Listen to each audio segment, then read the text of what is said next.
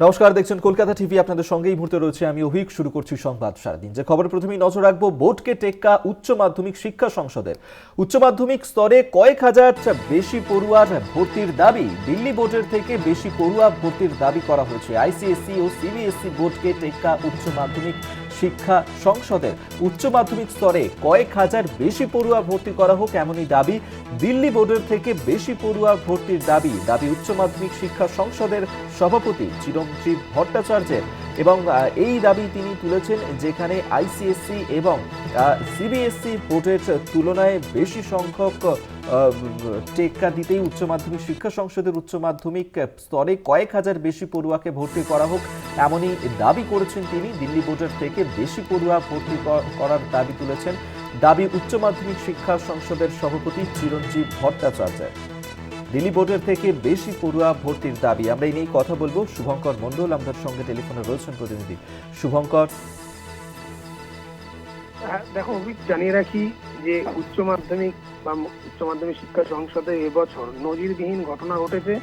সেটি হচ্ছে যে একাদশে যে পরিমাণ পড়ুয়া ভর্তি হয়েছে, মাধ্যমিক পাশ করার পর 7,65,000-এর মতো প্রায় পাশ করেছিল।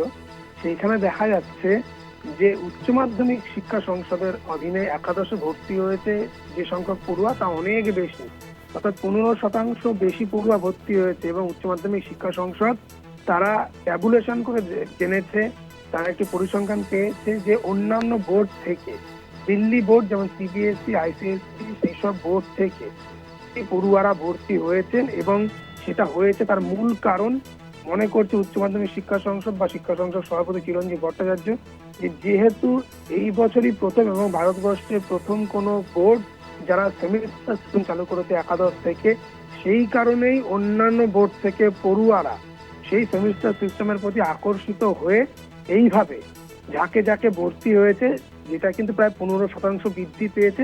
এবং সেখানে শুধুমাত্র অন্যান্য বোর্ডের পড়ুয়া নয়, দিল্লি বোর্ডের পড়ুয়া নয়, সেখানে উচ্চ মাধ্যমিক শিক্ষা সংসদ সুযোগ দিয়েছিল যারা পুরনো পড়ুয়ারা রয়েছেন, যারা মাধ্যমিক পাশ করেছেন অথচ একাদশে ভর্তি হয়নি, এর আগের বছরগুলোতে 2020, 21, 22, 23 এই সব বছরগুলোতে যারা ড্রপ আউট হয়েছে, তাদেরকে সুযোগ দিয়েছিল সেমিস্টার সিস্টেমে পড়াশোনা করার জন্য, নতুন করে রেজিস্ট্রেশন করা।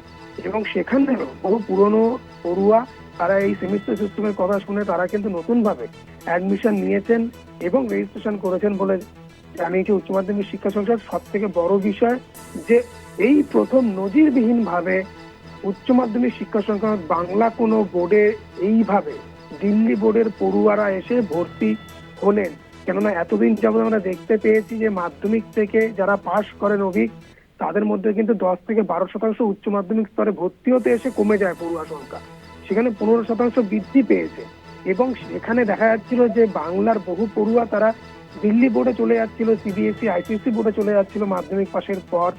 এবং সেখানে দেখা যাচ্ছে উল্টো পুরাণ বা উলট পুরাণ, সেখানে দেখা যাচ্ছে সিবিএসসি, আইসিএসসি থেকে পড়ুয়ারা কিন্তু পাল্টা আসছেন, দিল্লি বোর্ড থেকে আসছেন বাংলা বোর্ডে। অর্থাৎ দেখা যাচ্ছে উচ্চ মাধ্যমিক শিক্ষা সংসদের পরিসংখ্যান অনুযায়ী এই বছর প্রথম পশ্চিমবঙ্গের ইতিহাসে এই বছর প্রথম দেখা গেল যে 15% পড়ুয়া বৃদ্ধি পেয়েছে। পড়ুয়া বৃদ্ধি পেয়েছে শুধু তাই নয়, দিল্লির best board, CBSE, ICSE board থেকে এবং পুরনো পড়ুয়াদের মধ্যে থেকে 15% পড়ুয়া তারা ভর্তি হলেন একাদশে, যেটা বেনজির বা নজিরবিহীন ঘটনা। ধন্যবাদ তোমাকে শুভঙ্কর মণ্ডল, আমাদের সঙ্গে টেলিফোনে ছিলেন প্রতিনিধি। যে দাবি তুলেছেন শিক্ষা সংসদের সভাপতি চিরঞ্জীব ভট্টাচার্য, তার সঙ্গে কথা বলেছিলাম আমরা টেলিফোনে। তিনি কি জানিয়েছেন শোনাবো আপনাদেরকে।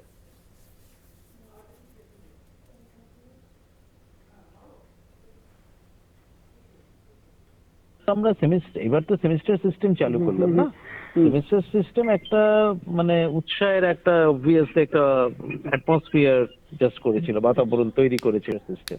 বলে কিছু কিছু ক্ষেত্রে আইসিএসসি বা সিবিএসসি বোর্ড থেকেও এসছে, আর কিছু পুরনো ছাত্র যারা ড্রপ আউট করেছিল তারা আবার রি রেজিস্ট্রেশন করেছে। এবার আমরা রি রেজিস্ট্রেশনের স্কোপ দিয়েছিলাম।